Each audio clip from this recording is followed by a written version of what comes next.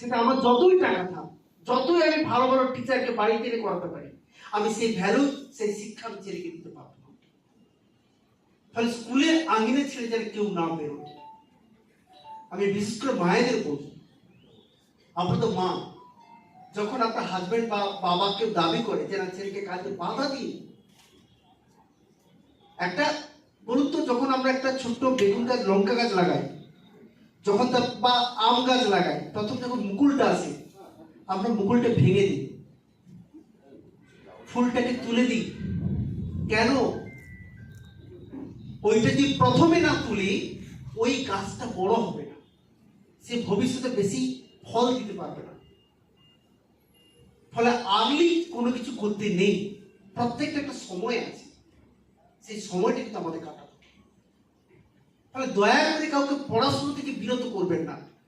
নাই বা পেলো মার্কস, নাই বা তার ভালো লাগলো ম্যাথ, ইংলিশ, কোনো কিছু ভূগোল, না ভালোবাসুক, নাই বা কোন নাম্বার, দরকার নেই।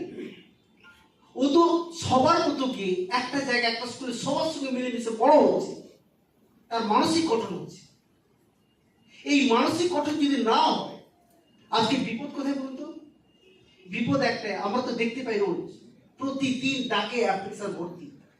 আমার ছেলে মেয়ে আমাকে খেতে দেয় না, আমার ছেলে মেয়ে আমাকে তাড়িয়ে দিয়েছে, আপনি এর একটা বিহিত করুন।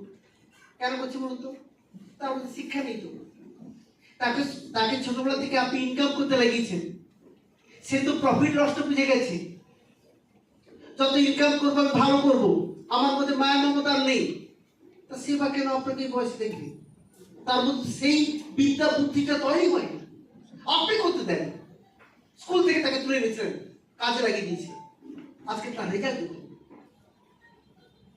আর আজকে এই জেলায় আমি তো একটা জিনিস দেখতে পাচ্ছি, সকাল থেকে এত প্রবলেম আসছে। কম বয়সে মেয়েদের বিয়ে হচ্ছে, বিয়ের পর বিয়ে ভেঙে যাচ্ছে, সেই মেয়েটা সন্তান কোলে এসে দাঁড়াচ্ছে, আমাকে যে কোনো একটা কাজ দিন। বয়স 14-15 বছর বয়স, সে নিজে বাচ্চা কোলে এসে দাঁড়িয়ে বলছে আমাকে একটা কাজ দিন। আমার স্বামী আমাকে ছেড়ে চলে গেছে। তার স্বামীর তো সেই বোধটুকু নেই, তার সন্তান কি তার স্ত্রী, তাকে আমরা বিয়ে দিয়ে দিচ্ছি। আমরা এই সমাজে বাস করি, স্বাধীনতা এত বছর পরও আমাদের এই লজ্জা আমরা থেকে কবে বেরবো আমরা? তো একটা কথা, যদি সত্যিকার উন্নয়ন করতে হয়, এডুকেশন ছাড়া আমাদের উন্নয়নের কোনো জায়গা নেই। আসল এডুকেশন, রাস্তাঘাট কিচ্ছু না, আপনার কত বড় দামি মোবাইল ফোন, গাড়ি, বাইক কিচ্ছু না, মেন মানুষ। তার জন্য দরকার পড়াশোনা। আমি তো একটা কথা বলি, এই যে এখানে এতগুলো ছেলে মেয়ে রয়েছে, তোমাদের প্রত্যেকের যে বাড়ির আর্থিক অবস্থা সব কি একই না? কিন্তু দেখো, স্কুলে গিয়ে আমরা সবাই একসঙ্গে বসে এক ভাষায় কথা বলি, মজা করি, সব বন্ধু আমরা।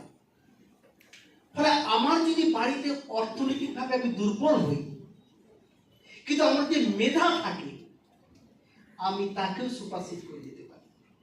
এবং মেধা দিয়ে মানুষ এমন উচ্চতায় নিজেকে নিয়ে যায়, সেখানে ওই সম্পদ, অর্থনৈতিক সম্পদ কোনো ভ্যালু রাখে না। সেই জন্য তোমার কম্পিটিশনটা কোথায় হবে? ওর একটা গাড়ি, আমার দুটো গাড়ি লাগবে না, ওর মোবাইল দামি, আমার মোবাইল লাগবে না। ঠিক আছে, তুই মোবাইল কর, তুই গাড়ি কর, তো ভালো ড্রেস থাক, আমিও পড়াশুনো করে যাচ্ছি, ওই জায়গায় আমি টেক্কা দেবো। এই জেদটা তো তোমার থেকে আসে। তার জন্য মা বাবাকে কম্পিটিশন হতে হবে না যে আমার ভালো মোবাইল না, তুমি মনে মনে প্রতিজ্ঞাবদ্ধ হও যে আমি করে দেখাবো, তার মাধ্যম পড়াশোনা, আর কিচ্ছু লাগবে না। এই যে ছেলেমেয়েরা অবসাদে ভুগে,